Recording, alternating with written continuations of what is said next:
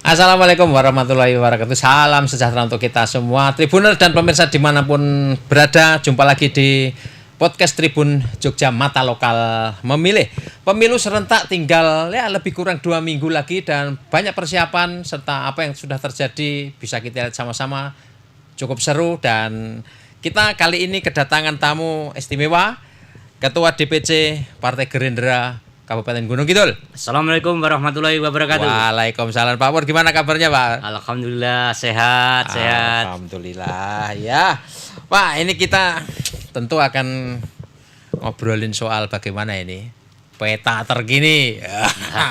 Karena memang kita lihat menuju ke 14 Februari nanti hari coblosan nasional ini ya dalam tanda kutip semakin panas juga ini. Ya. Tetapi juga di pemilu legislatif juga tentu saja pasti tak kalah serunya juga. Nah, Pak Pur, saya kira ini kita pengen tahu nih bagaimana situasi terkini peta kekuatan Partai Gerindra di Gunung Kidul. Apakah ini juga mencerminkan situasi di nasional atau tidak? Gimana nih Pak Pur? Oke, terima kasih memeriksa semuanya, hadirin semuanya. Ya. Terima kasih. Jadi saya menyampaikan sedikit kaitannya Gunung Kidul. Alhamdulillah kami dipercaya oleh Pak Prabowo sebagai Ketua DPC Gunung Kidul sekaligus Ketua TKD tim kampanye daerah Kabupaten Gunung Kidul oleh Pak Prabowo Gibran. Secara luas kami sudah menyiapkan gambaran-gambaran nanti insya Allah Prabowo menang di Gunung Kidul. Gerindra insya Allah menang juga. Kenapa kami sampaikan demikian? Kami telah menyiapkan caleg-caleg di Kabupaten Gunung yang berkualitas untuk Gerindra, militan dan kuat. Nah, itu kuat jowo jero. Kuat jowo jero. Artinya semangatnya luar biasa. Yang kedua mampu menyisihkan lawan-lawan yang lain. Mantap ya. Oke, terus menurut Pak Pur nih gimana ini Gunung Kidul, kekuatan Gunung Kidul itu tidak gampang untuk diabaikan ya dalam peta politik di Yogyakarta ini. Tentu saja ini suaranya ya secara tradisional itu punya kekuatan yang berbeda ya. Saya kasih contoh nih pemirsa. Pak Pur ini mengawali karir bukan di Partai Gerindra ya, waktu itu PKPB. Ya, 2 periode menjabat di DPRD Kabupaten Gunung Kidul dan ini menunjukkan betapa market suaranya Pak Pur ini jelas eksis ada di situ. Nah, ini gimana nih karakter politik masyarakat Gunung Kidul nih karena kelihatannya kok ya loyal gitu ya, PKPB, Gerindra dan sebagainya. Masyarakat Gunung Kidul sebenarnya mudah dan gampang. Apa cirinya? Masyarakat Gunung itu wong niteni ya. Iya. Niteni itu apa? Menandai. Niteni itu kelingan. Oke. Yang penting itu. Jadi kita tidak sekedar ngumbar janji, tapi kita membuktikan ketika kita menjadi wakil rakyat. Nah, inilah masyarakat Gunung Kidul. Walaupun konon diserang gini dengan bitingan dan sebagainya, dan enggak kontal itu. Nah, ini kami Partai Gerindra tidak ada seperti itu. Ya, kontal tuh nggak mempan. Nggak mempan bahasa sederhananya. Oke. Ya. Jadi karakternya itu dia akan niteni atau menandai kontribusi dan kinerja nyata tokoh-tokoh yang mereka jagokan ya. Iya betul. Jadi masyarakat dulu seperti itu. Jadi orangnya mudah dalam rangka menerima bagaimana siapa yang dicalonkan ketika jadi kelingan itu tadi. Kelingan ikut membangun, tidak banyak ngumbar janji. Nah, ini. Jika insya Allah secara umum teman-teman kami, caleg-caleg kami tantangan ke sana. Sehingga kami insya Allah bisa memenangkan potensi pileg maupun pilpres. Kenapa demikian? Secara umum mungkin saya sudah mempunyai saksi yang per TPS lengkap. Minimal 2, ada yang 3. Kami sudah semua TPS itu ya? Sudah ada. Total yang kami miliki saksi ada 5.890. Oke. Siap on. Ini kebetulan kesiapan kami itu. Bukti saya siap. Bukti saya siap. Kan perangkat sampai tingkat TPS sudah siap. Dari 2.709 TPS kami punya saksi 5.890 saksi. Mantap. 2 orang per TPS ya? Minimal 2 orang. Ada yang 3. Ada yang 3. Oke. Ini kesiapan kami sehingga kami insya Allah karena kami kepengen 2014 adalah selain presiden, selain pileg, ada konsensi kan dengan pilkada. Maka kami kepengen Gerindra punya tiket untuk mempunyai bisa ikut kontestan pilkada. Itu kami sudah punya stok. Stok kader tokoh untuk dijagokan. Ini bisa dibuka belum sekarang? Saya kira itu nanti. Biar menjadi goncangan dulu. Yang penting Gerindra salah satunya yang siap menantang incumbent pesta pilkada tahun 2024. Ini kalau ini baru mantap ini. Iya. Salah satu partai yang berani menantang. Oke, jadi sampai saat ini titik Gerindra adalah nanti akan menantang incumbent. Siap, ya gitu. Ini kami sudah perangkat siap, maka kami pengen minimal 9 kursi kami harus pegang. Pada 2004 ini 2004 ini. Dari berapa Pak kemarin? Kemarin hanya 4 memang. Kemarin 4, tapi kami sudah selama 5 tahun ini kencang dan alhamdulillah kami mempunyai caleg-caleg yang tangguh-tangguh. Itulah yang dalam rangka kami untuk meraih angka 9 tersebut. Oke, jadi ini pun juga pasti kaitannya dengan efek ekor jas dari Pak Prabowo tentu saja ya. Ya, ini maka saya manfaatkan. Oke. Karena Pak Prabowo salah satu mempunyai pengaruh luar biasa, khususnya di Gunung Kidul. Saya menargetkan Pak Prabowo minimal atau Pak Prabowo saya menargetkan di angka 70%. Karena dihitung gampang sederhana. Iya. Roda ini berjalan, nanti ada TKD, saya berkoalisi dengan 9 partai politik, ya. Terus efek Pak Jokowi, apapun efek Pak Jokowi di Gunung Kidul pengaruh dalam rangka pemilihan ini. Yang lain, kami sampaikan juga, visi misi Pak Prabowo luar biasa. Ya. Apa visinya yang kami sampaikan kepada masyarakat? Tidak ada calon lain yang berani menyampaikan pengen meneruskan apa yang menjadi kebijakan Pak Jokowi dan memperbaiki yang belum baik di era Pak Jokowi. Perbaiki kekurangan lah ya. Kekurangannya artinya jadi yang baik diteruskan, ada program-program bantuan BLT dan sebagainya diteruskan dan pengen ditambah. Yang belum baik akan diperbaiki. Apa itu? Contohnya di bidang pertanian. Bidang pertanian kaitannya dengan pupuk yang langka ketika musim rendeng atau musim tanam atau musim penghujan. Ya. Ini Pak Prabowo visi yang pertama itu. Ya, luar biasa, tidak ada yang padahal penduduk kita 85% adalah petani khususnya Gunung Kidul. Dan itu yang tadi disebut Pak Pur ini ya, orang Gunung Kidul itu niteni ya. Niteni itu artinya niteni tidak hanya di caleg-caleg calegnya wakil-wakil rakyatnya, tapi juga sampai di level kepemimpinan nasional ya. Ya nasional, presiden. Berarti niteni Pak Jokowi gitu. Iya, karena kepemimpinan Pak Jokowi dirasakan oleh masyarakat Gunung Kidul, sedangkan calon presiden yang berani akan meneruskannya Pak Prabowo Gibran. Itulah kenapa Gunung Kidul kalau disurvei meroket katanya dengan Pak Prabowo Gibran. Itu. Jadi ada alasan, tidak ada cara ngomong itu loh. Iya. Jadi rasional ini. Rasional kita sampaikan karena kemarin kan Pak Jokowi menang 70% di Gunung Kidul. Besok Pak Prabowo gitu loh. Jadi apa istilahnya, kalau istilah kerennya tuh benchmarknya ya hasil Pilpres terakhir ya 2019 ya. Betul ya. Pak Jokowi menang 70%, besok Pak Prabowo 70%. Oke, nah sekarang gini, peta perolehan suara secara mungkin agak lebih detail lagi di Gunung Kidul ini kira-kira lumbung suaranya Gerindra di mana ini? Saya merata ya. Merata. Jadi kami sampaikan apa adanya secara merata. Maka kami targetkan yang bisa dipastikan dapat 9 adalah kami mempunyai dapil, ada 5 dapil. Yang paling kuat adalah di dapil 2. Meliputi Kapanewon Ngawen, Gedang Sari, lalu Nglipar dan Patu. Patok Ya, ya. ini ada salah satu caleg yang luar biasa, insya Allah akan nembus di angka 15.000. Satu caleg ini. Di sisi lain, saya punya mantan Kabak Kukung Gunung Kidul, Pak Miksan SH. Juga caleg. Iya. Gerindra itu ya, Gerindra. Pak. Saya punya anaknya Pak Slamet yang dulu mantan ketua Golkar. Wah, iya.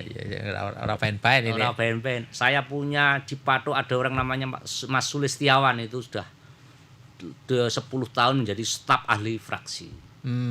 Dan luar biasa karena Patok belum punya DPR selama 20 tahun ini. Makanya masyarakat Patok berduyun sekarang ini pengen menyukseskan Mas Sulis itu karena belum punya perwakilan di Dapil 2.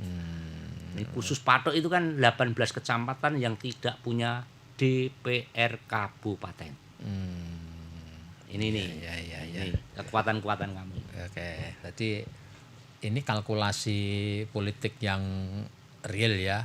Maksudnya sudah dihitung kekuatan potensi di mana dan target adalah 9 kursi minimal. 9 kursi minimal ya. Untuk Pileg 2024 DPRD Gunung Kidul. Ya. Gerindra. Ya, Gerindra. Ya. Nah, saya kira kita juga boleh untuk ngobrol-ngobrol soal Gunung Kidul, Pak. Ya, soal apa yang sudah dicapai, capaian-capaian Gunung Kidul sampai saat ini, bagaimana potensi yang masih bisa dikembangkan bagaimana, dan saya kira tidak salah juga kalau kita untuk menakar bagaimana perjalanan Gunung Kidul selama hampir 5 tahun terakhir ini bagaimana. Ini karena untuk plot di ini loh, di pemilu kada nih. Oke, jadi Gunung Kidul adalah alam. Mempunyai alam yang luar biasa sehingga bisa dijual ke kelas internasional. Seperti Bali. Seperti Bali. Makanya saya ketika bicara distribusi, bicara apa itu masuk, itu sebenarnya saya tidak sepakat karena sebenarnya yang dibangun wisatanya. Bali tidak sepeser pun minta distribusi. Orang masuk ya itu alam, ya biar dinikmati rakyat secara umum, nanti dinikmati masyarakat secara umum. Alam kita nikmati, tapi di sisi lain adalah kita kembangkan di bidang hotel, restoran, jasanya ya itulah yang kita pungut sebenarnya. Sehingga apa? Menjual gunung itu lebih mudah. Ini. Di sisi lain yang perlu kita perbaiki juga dengan air bersih. Alhamdulillah Pak Prabowo dalam waktu sesingkat-singkatnya ini sudah ngebor cukup banyak kemarin gitu ya. Sembur gitu itu. Ini alhamdulillah kepedulian Pak Prabowo melalui Menhankamnya luar biasa.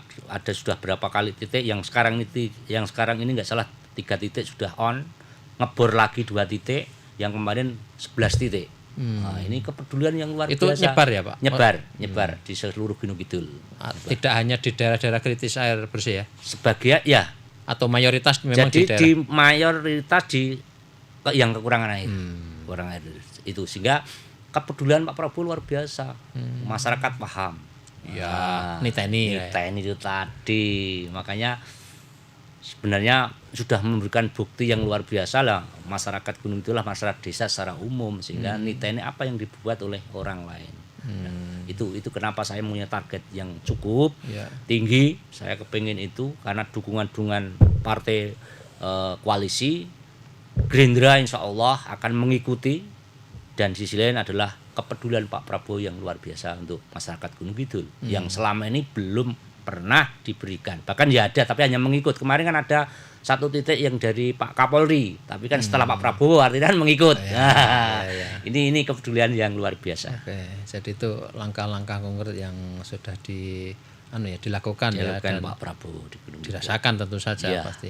Otomatis. Nah, soal lain Pak, karena Gunung Kidul ini bagaimanapun juga punya potensi alam yang luar biasa. Kemudian mungkin sebagian pertaniannya juga lumayan lah ya. Meskipun ini kebetulan tahun ini agak panjang ya Pak. Ketiganya atau musim kemarau panjang ya, luar biasa. Luar biasa. Nah, apakah yang akan dilakukan oleh Pak Pur dan teman-teman di Gerindra kalau misalnya nanti memang betul-betul bisa memenangkan pemilu di Gunung Kidul terkait dengan ya soal ketenaga kerjaan, potensi-potensi masalah lainnya, termasuk mungkin soal isu budaya, kultur masyarakat itu ya kan kemarin kan sempat ramai juga itu soal apa itu namanya kunjungan jagongan kayak gitu ya. Baik, jadi kaitannya dengan pertanian Gunung Kidul itu memang lahan kering pada umumnya, sebagian adalah lahan basah artinya sawah irigasi teknis artinya sepanjang tahun bisa berjalan. Namun itu sangat-sangat banggakan oleh masyarakat Gunung. Ketika musim tanam itu, apapun hasilnya, apapun yang didapat ora iso dikalahke wong Gunung Kidul. Tetap bertanam. Buaya ropiro kon kerja yang lain enggak mau bertanam. Itulah kebanggaan. Nah, dengan kebanggaan itulah sesuai dengan program Pak Prabowo yang nomor 1 lah pertanian. Ini sangat luar biasa untuk Mas Gunung Kidul ketika nanti pupuk mudah dan sebagainya. Benih mudah. Pasca panen harganya sesuai BIP lah minimal di atas BIP. Kan sementara ini kan rugi kalau dihitung sebenarnya. Iya, dihitung beneran gitu masih rugi ya? Rugi ya karena tenaga kadang-kadang nggak diperhitungkan itu. Karena apa? Tapi karena sukanya dengan pertanian, budaya petani adalah salah satu budaya. Sisi lain sama. Kegurupan rukun, gotong royong dan sebagainya dibuktikan dengan budayanya. Budaya apa? Seperti apa? Ewuh ya. Memunjung itu kan kecintaan. Karena cintanya, karena senangnya dengan temannya, masyarakatnya, saudaranya, maka ketika hatinya senang, ewan senang. Bahasa kesenangan, bahagia. Duwe sunatan katakan Pak. Terus lalu mantu dan sebagainya. Maka memberikan apa yang dimiliki bentuk makanan kepada temannya. Itu bentuk syukur sebenarnya. Bukan diukur nyumbang piro itu salah. Karena tidak ada orang munjung itu terus mengharapkan sumbangan banyak. Jadi kalau itu dinyatakan berat masyarakat sudah jatuh kalah. Dari zaman dulu memang dulu kalau itu bentuk kecintaan. Wong duwe gawe ya memang pengen nunjukkan ungkapan rasa syukur masing-masing. Betul, ya. Syukur rasa bahagia. Tidak dinilai untung ruginya. Tidak diukur dari itulah. Karena kalau diukur dari itu nggak ketemu. Nah, karena itu tadi persahabatan itu mahal harganya. Ini nih makanya kadang perlu sudut pandang yang sama. Itu ada bentuk kegotong royongan, keguyup rukunan dalam rangka kehidupan sehari. Nilai sosialnya nggak dihitung dengan uang. Tidak ternilai. Tidak ternilai dengan uang. Kalau ada yang menyatakan itu semua bupati terus saja siapa yang masyarakat saya nggak sepakat. Itu akan merobek-robek kecintaan dengan temannya sendiri. Harus kita lanjutkan walaupun harus ada batasan sesuai dengan kemampuan, itu saya setuju. Sesuai kemampuannya memberi sedikit tidak apa-apa. Ini bentuk kecintaan itu terwujud dan terlaksana.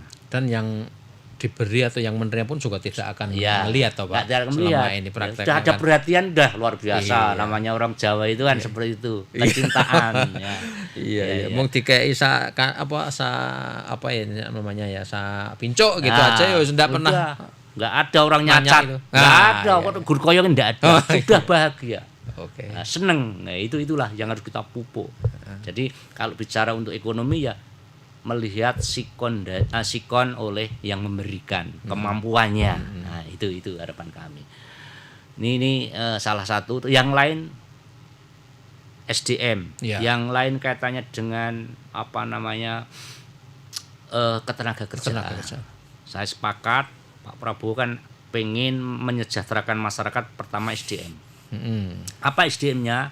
Kaitannya dengan stunting. Stunting itu masyarakat akan diberi makan dan susu setiap hari. Bagi siapa? Ibu hamil, ibu menyusui, anak sekolah PAUD sampai SMA.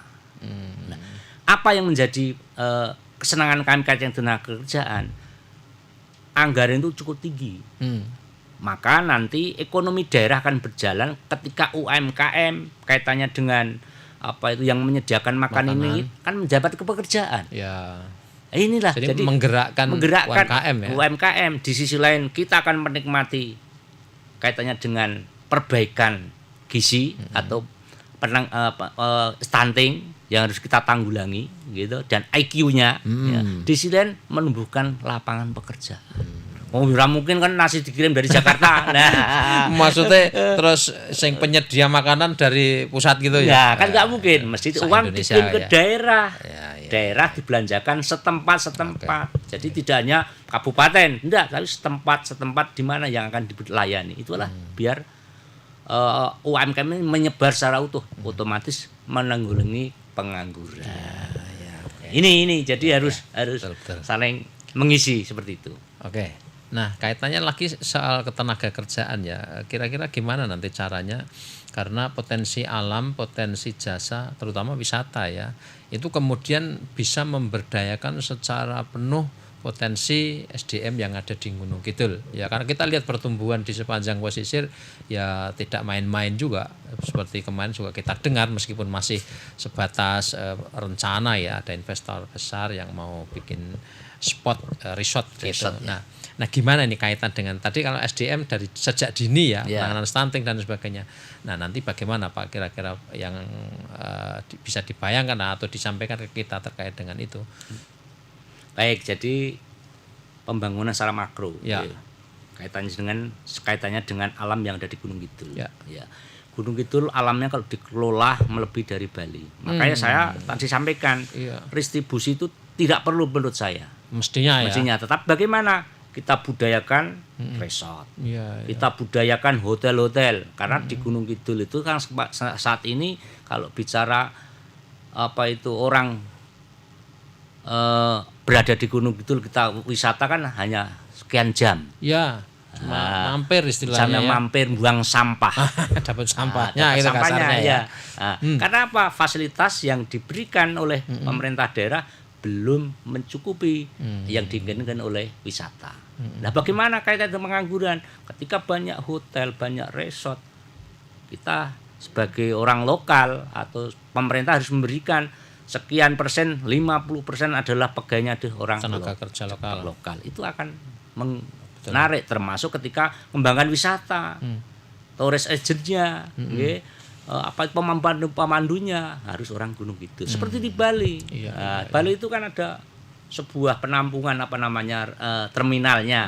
Orang akan berwisata berhentinya di situ. Penyebaran adalah masyarakat lokal di sana dengan mobil-mobil kecilnya. Ini akan mengangkat semuanya, mengangkat tenaga kerjaan. Restoran akan berjalan dan sebagainya. Termasuk ini untuk pendidikan ya. Sama pendidikan ya. Oke. Nah, saya kira ini juga hal yang memang betul-betul harus ditangkap ya, karena seiring dengan waktu ini kita melihat ada progres pembangunan jalan-jalan baru yang mengakses ke Gunung Kidul, dan kalau ngelihat nanti itu kelihatannya juga akan semakin pesat itu. Orang datang akan semakin banyak karena aksesnya mudah Pak. Ada JJLS, ada jalur yang dari tol di Prambanan tembus ke Ngelanggeran dan seterusnya. Nah, apakah itu juga kira-kira akan mempengaruhi nanti ke depannya Pak? Ya, jadi saya ucapkan terima kasih pemerintah Daerah Istimewa Yogyakarta. Kebetulan di komisi saya, jadi saya paham. Pembangunan ya. Pembangunan. Ya. Alhamdulillah tahun ini sudah selesai clean untuk pembangunan di Tawangalang yang ada di Gunung Kidul. Tawangalang ya. Nyambung ya. Sudah, artinya Gunung Kidul selesai. Di wilayah Gunung Kidul clear ya. Selesai, clear. Nanti tinggal menunggu di Slemannya. Insya Allah proses pembebasan kalau hari ini selesai, tahun ini selesai, insya Allah. Nanti kan salah satu ekstolnya adalah itu. Jadi ekstol dari Prambanan adalah salah satu tembusnya Gunung Kidul. Ini luar biasa. Kemarin dibangun dengan dana anggaran keistimewaan. Dana AIS ya. Ya, dana AIS. Ini alhamdulillah sudah berjalan dengan baik, tinggal nunggu perkembangan lebih lanjut. Nah, ini yang harus waspada Gunung Kidul. Dengan nanti lancarnya, maka pemerintah daerah harus menangkap ini. Pengembangan yang ada. Mestinya kalau sudah ekstolnya berjalan, insya Allah wisata langsung ke Gunung Kidul. Kalau Gunung Kidul menyiapi fasilitas, hotel-hotel, restoran-restoran, maka kunjungan ke Jogja kan menjadi kedua.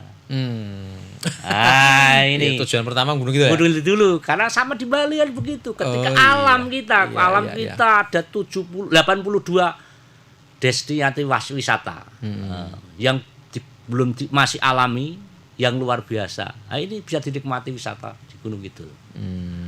Nah, ini seperti Bali kan seperti itu. Iya, iya. Ke Denpasarnya kan nomor 2 wisatanya dulu.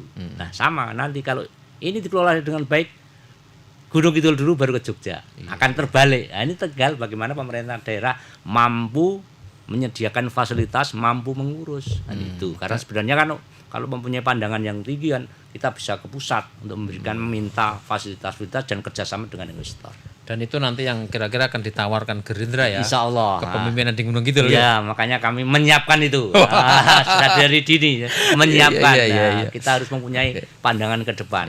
Apapun yang akan terjadi kita peroleh, tapi sekarang sudah mempunyai market berkerangka pikir yang lebih baik. Nah, itu. Dan karena pembangunan peningkatan kapasitas layanan jasa wisata tentu akan diikuti oleh pembangunan infrastruktur ya, Pak. Nah, kira-kira apa sikap atau komitmen yang ditawarkan oleh Gerindra terkait dengan pembangunan infrastruktur? Karena terus terang saja juga ada suara-suara di masyarakat yang mengkritik ya, karena terkait dengan ekosistem, dengan alam, dengan lingkungan dan sebagainya. Apa kira-kira yang ditawarkan Gerindra?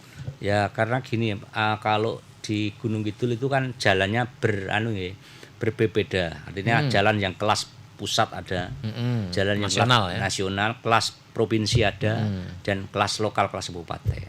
Nah tentunya sesuai dengan kebijakan yang ada, kabupaten diselesaikanlah kabupaten.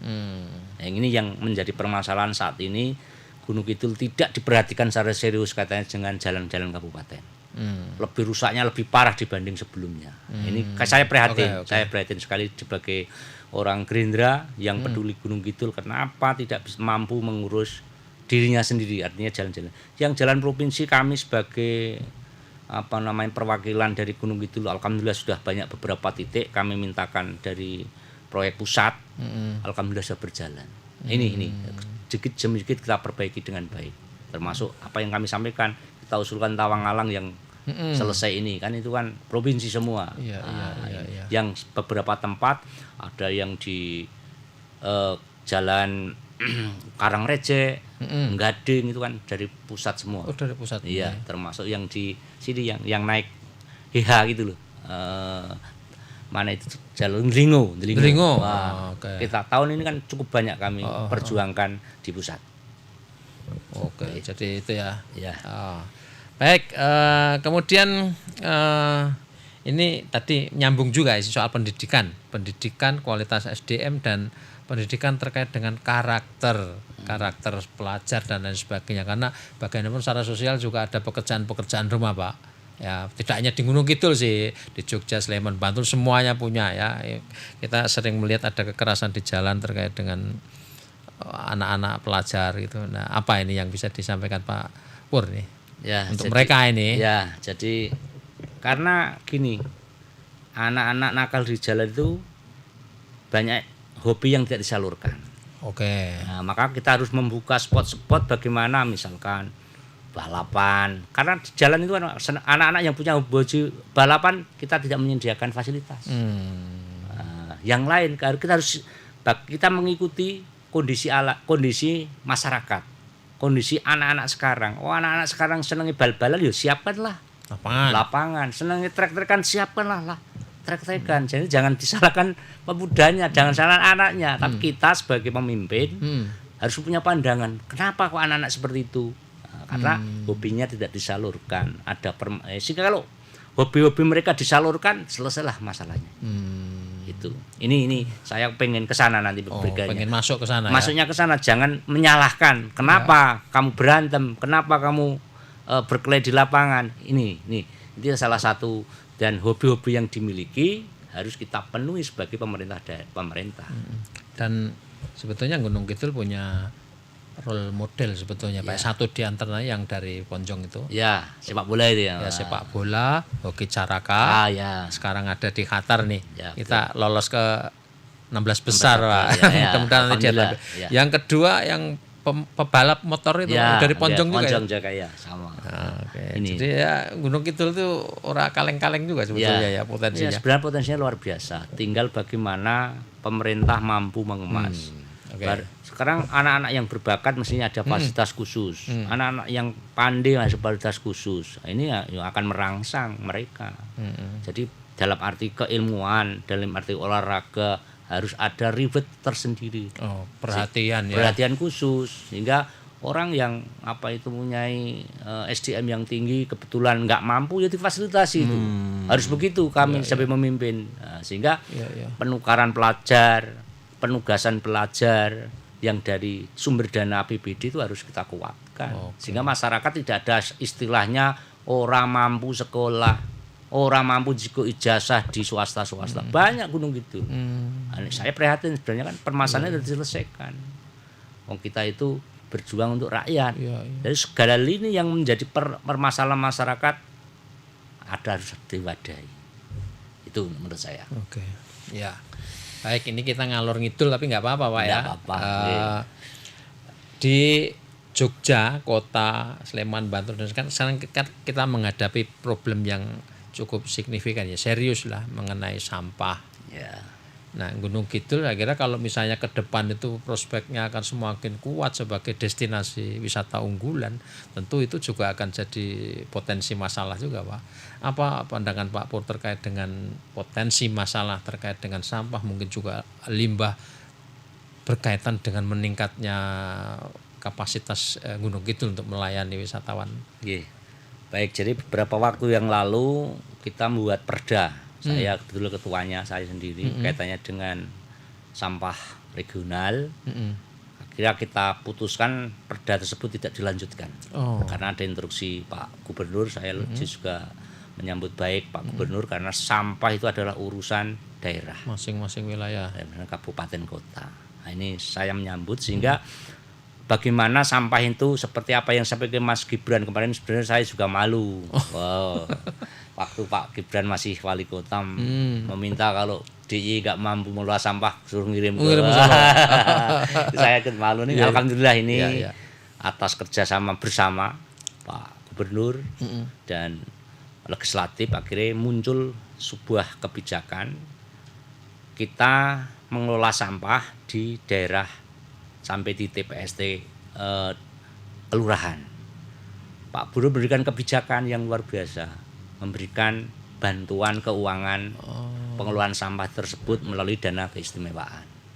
Ini kita sambut. Mudah-mudahan Gunung Kidul, karena kalau dilihat sampai saat ini ya Gunung Kidul masih sangat luas. Insya Allah belum menjadikan permasalahan kaitan sampah. Dan tetapi ya tidak boleh lengah.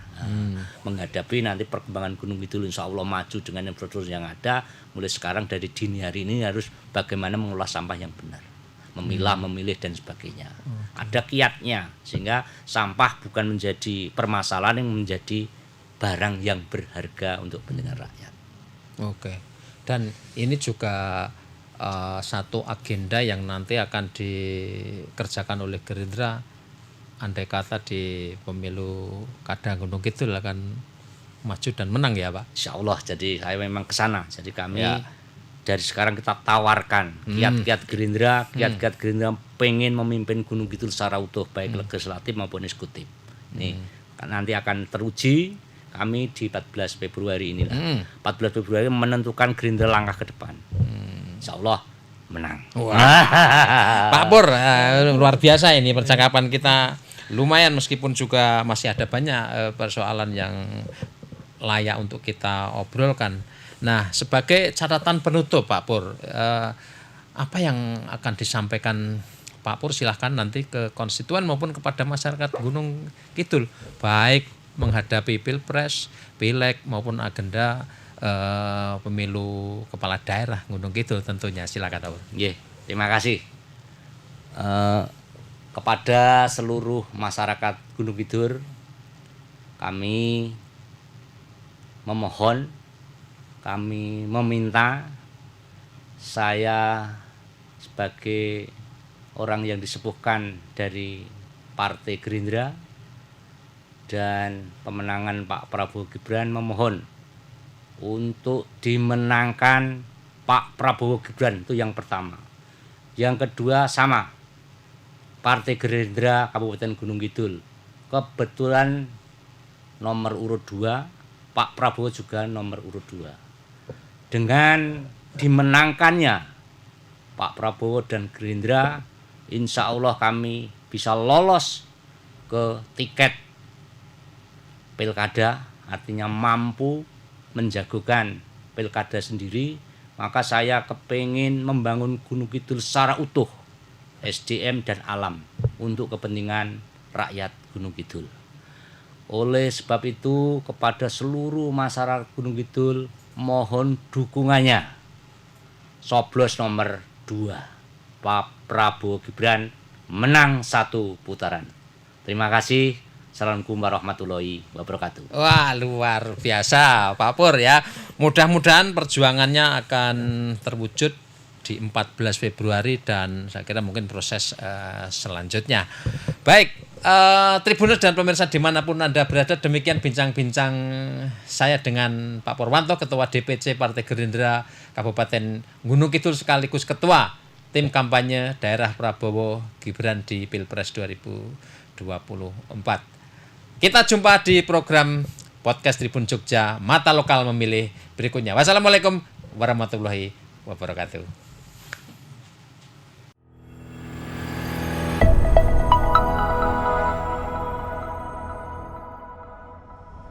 Download Tribun X sekarang, menghadirkan lokal menjadi Indonesia.